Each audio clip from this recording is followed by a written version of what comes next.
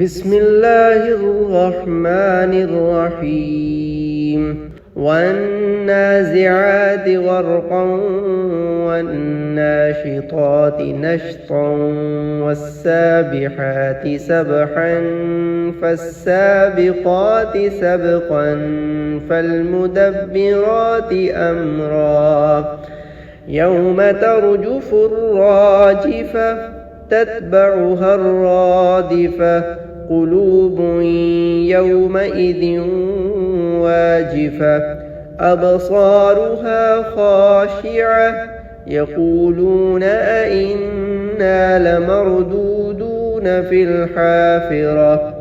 أئذا كنا عظاما نخرة قالوا تلك إذا كرة خاسرة فإنما هي زجرة واحدة فإذا هم بالساهرة هل أتاك حديث موسى إذ ناداه ربه بالوادي المقدس طوى اذهب إلى فرعون إنه طغى فقل هل لك إلى أن تزكى وأهديك إلى ربك فتخشى فأراه الآية الكبرى فكذب وعصى ثم أدبر يسعى فحشر فنادى فقال أنا ربكم الأعلى فأخذه الله نكال الآخرة والأولى إن في ذلك لعبرة لمن يخشى أأنتم أشد خلقا أم السماء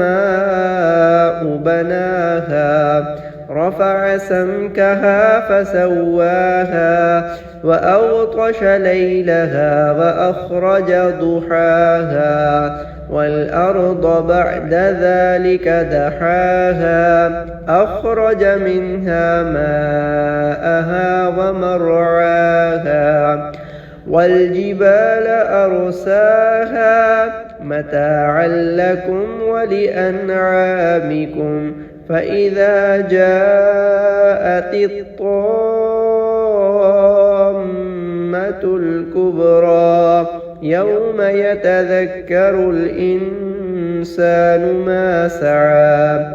وبرزت الجحيم لمن يرى فأما من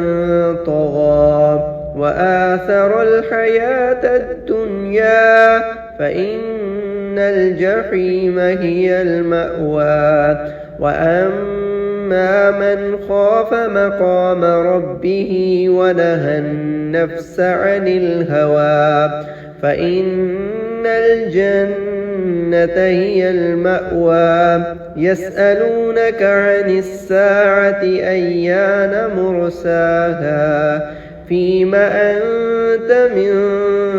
ذكراها إلى ربك منتهاها إنما أنت منذر من يخشاها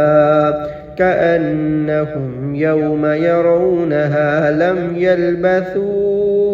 إلا عشية أو ضحاها.